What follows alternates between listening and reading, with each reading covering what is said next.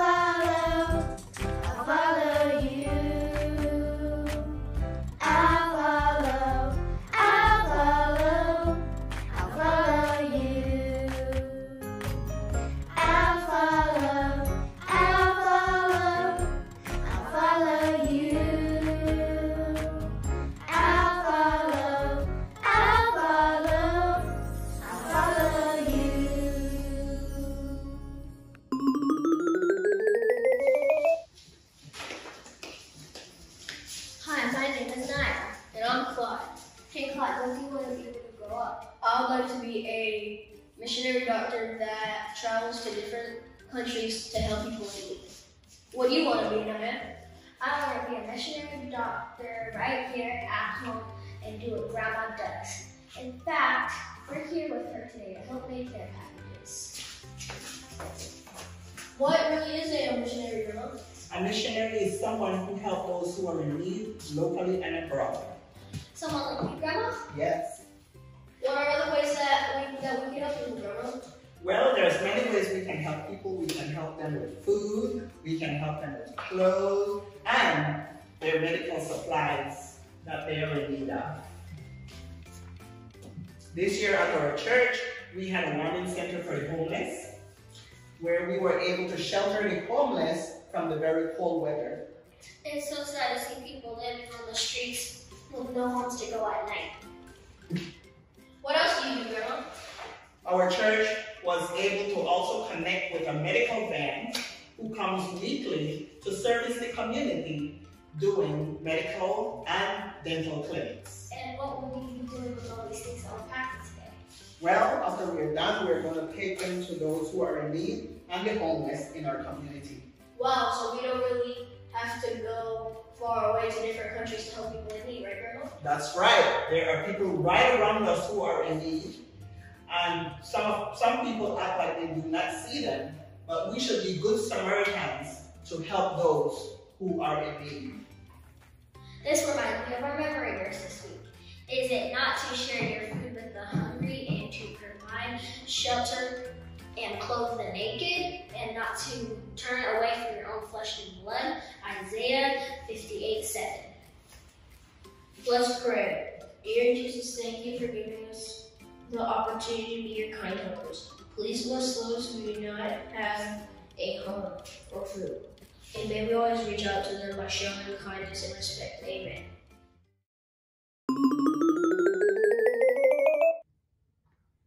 Hi, welcome to Hanging with the Williams. My name is Amaya. My name is Eden.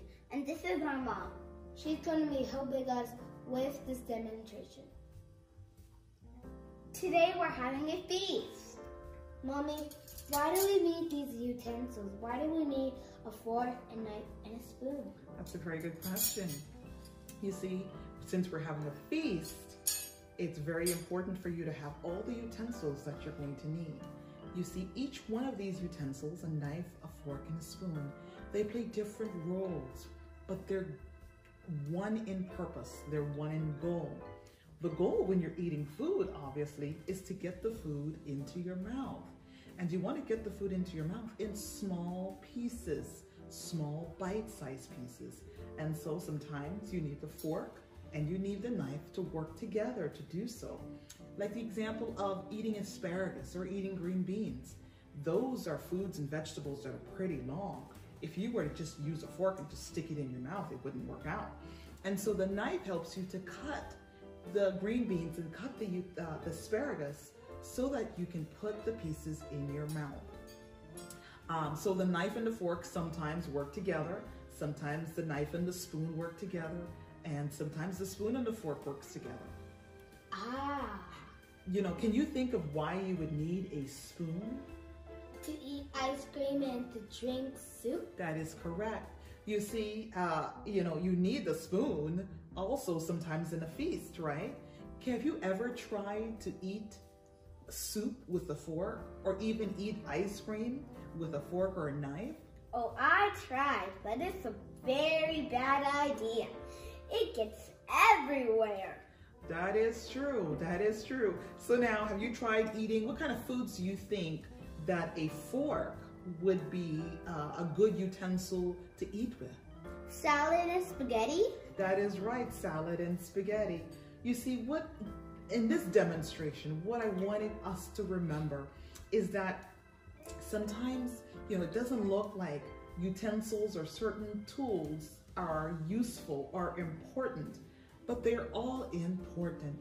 They are all important in fulfilling a purpose and to accomplishing a goal. You know, similarly, we all have a role to play. God has given us talents and He's given us opportunities in building up our community, but also in building up our community for heaven. You see, we're going to have a feast like this in heaven, right?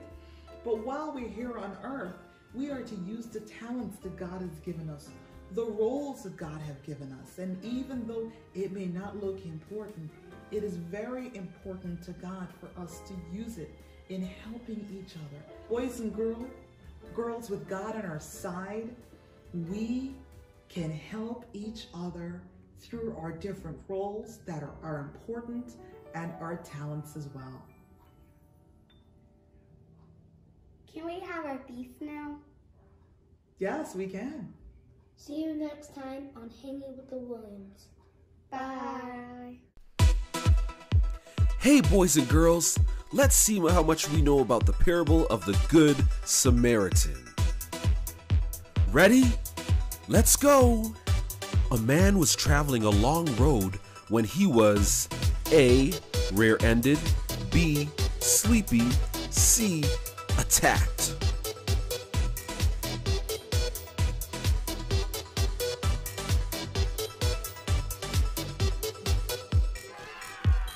That's right.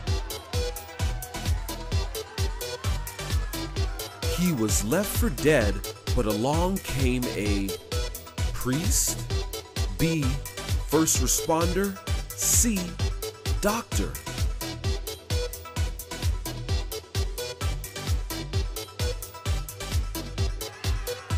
You got it.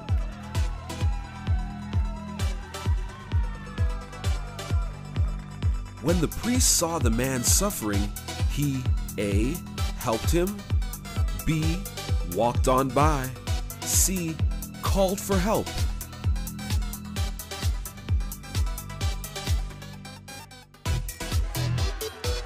Great job!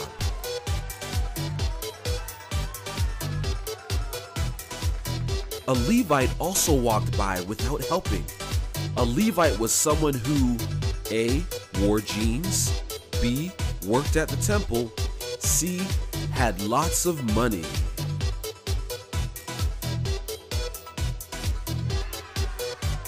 Yes, that's right.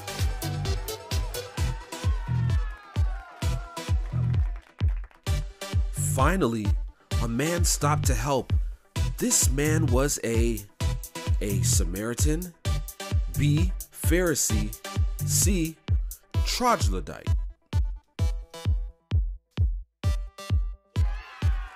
You're too good.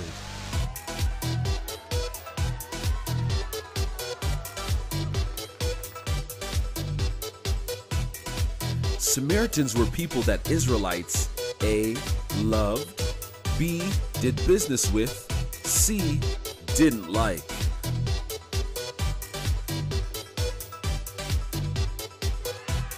We can't fool you.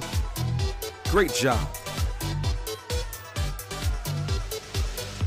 The Samaritan helped the man and took care of his A.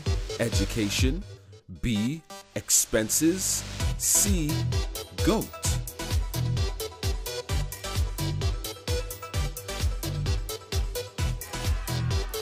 Amazing. Last question. Jesus told this parable to show what it means to be A. worthy of God, B. a Samaritan, C. a neighbor.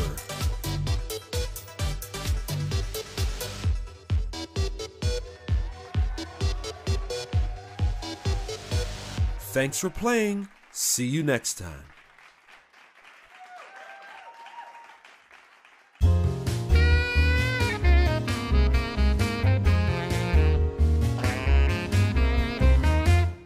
Welcome to the KFJ Broadcasting Network.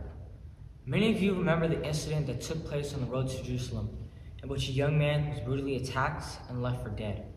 On today's show, we'll be talking with a few eyewitnesses of this event, and to the young man who was brutally attacked, but has recovered from the incident. To my left, we have the young man who experienced the attack. Next, we have Pastor K, Elder J, and finally, Mr. GS. Let's begin with John. Can you tell us exactly what happened on that particular day? Well, I was on my way to church one Sabbath morning, and I was running a little late. So I decided to take a shortcut through the alley between the 7th Avenue and the Church Street. I guess I made a huge mistake because while I was making my way through the alley, a group of ruffians came up and demanded that I handed over my bag. I told them that I had no money in the bag and all I had was my Bible and a lunch for the day. Before I could say another word, they attacked me and left me wounded on the side of the road. What happened next? I was in so much pain. I guess I blacked out for a while, but when I gained consciousness, I heard footsteps coming my direction. What did you do?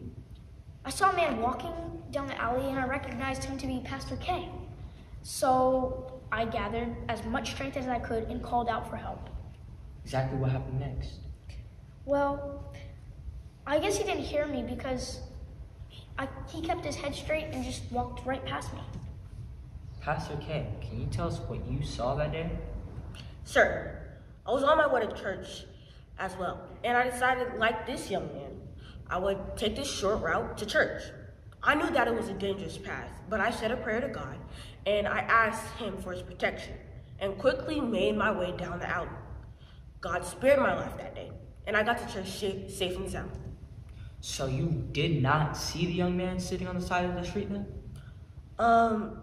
Well, I did see him, but I didn't want to stop because I feared that the bandits might be waiting for me to help him and they might attack me too. So I just wanted to get out of the area as fast as possible. John, can you continue? Well, not long after, I heard footsteps again. This time, I recognized that it was Elder J from the church. As he got closer, I called for help, and I knew for sure he heard me because he crossed the alley and came over to where I was laying. He just looked at me quickly and just walked away.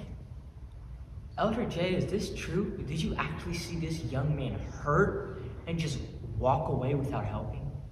Well, yes, I saw him, but I thought that maybe, just maybe, he was one of the bandits who was pretending to be hurt, and when I stopped to help him, the others would attack me too, so I just kept moving.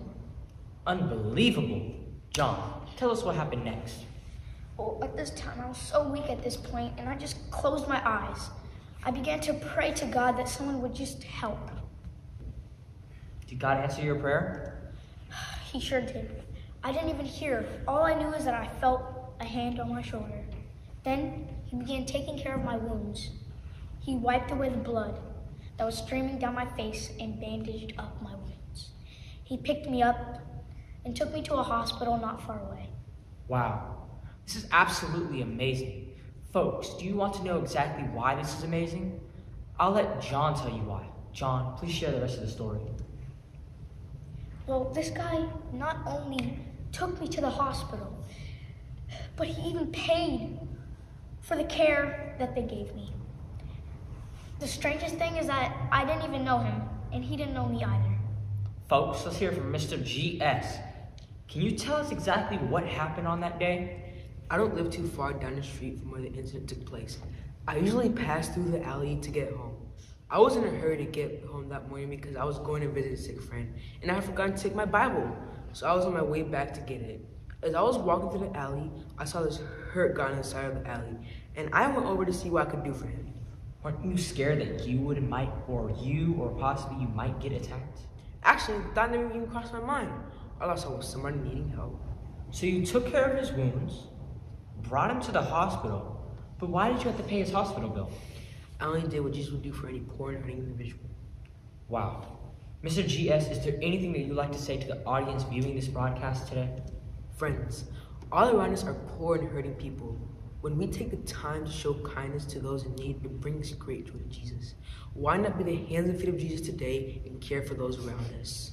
Well, folks, we've heard quite an interesting account today on many sides. But I'd like to leave you with this question. Which one of these folks would you most likely be? Well, that's all. See you next time.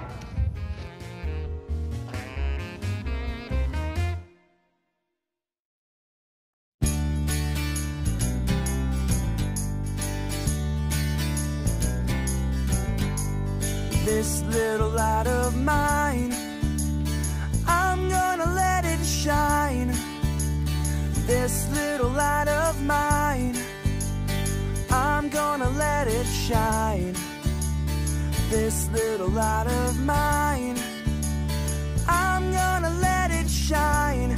Let it shine, let it shine, I'm gonna let it shine.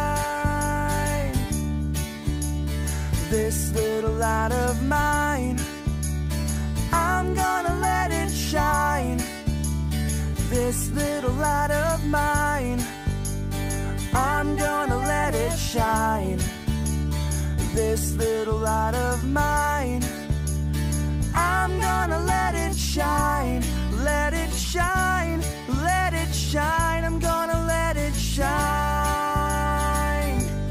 Let it shine, let it shine. Let it shine, let it shine. Let it shine, let it shine. I'm gonna let it shine. Hide it under a bushel, no, I'm gonna let it shine. Hide it under a bushel, no, I'm gonna let it shine. Hide it under a bushel, no, I'm gonna let it shine. Let it shine, let it shine. I'm gonna let it shine. Let it shine all over the world. I'm gonna let it shine. Oh, let it shine all over the world. I'm gonna let it shine. Let it shine all over the world. I'm gonna let it shine. Let it shine, let it shine. I'm gonna let it shine. Let it shine, let it shine. Let it shine, let it shine. Let it shine, let it shine. I'm gonna let it shine. Let it shine, let it shine. Let it shine, let it shine. Let it shine, let it shine. I'm gonna let it shine. Yeah.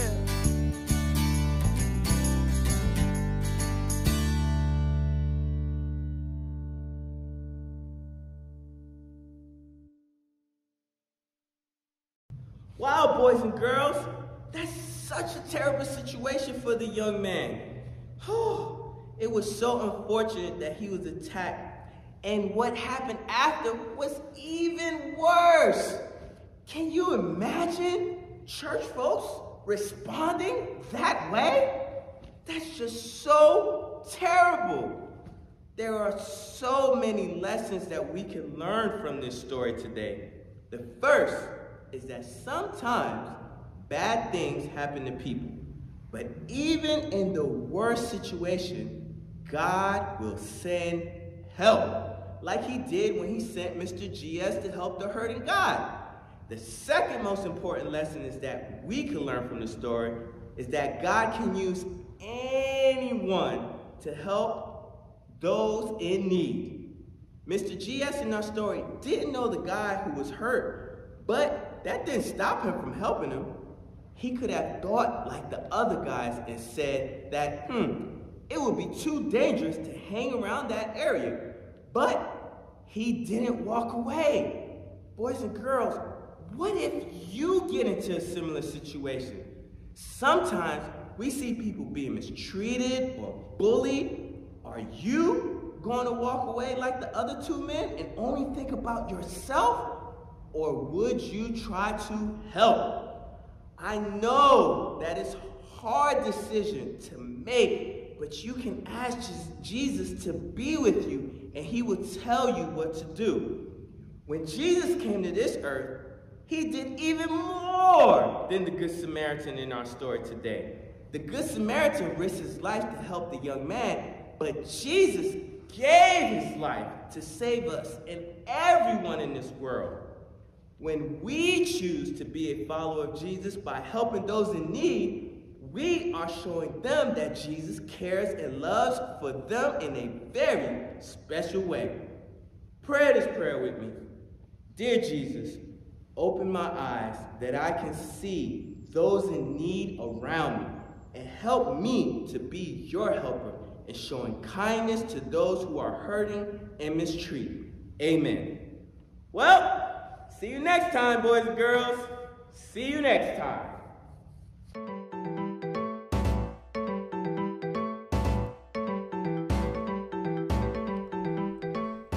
Hey kids, do you have a Bible?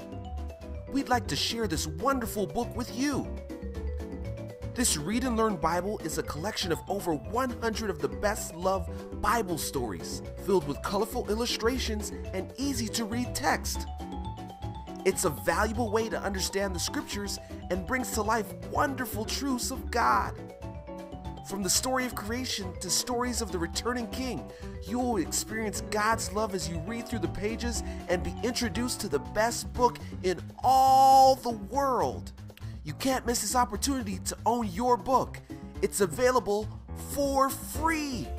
Call the number on the screen to order your copy today. Bye.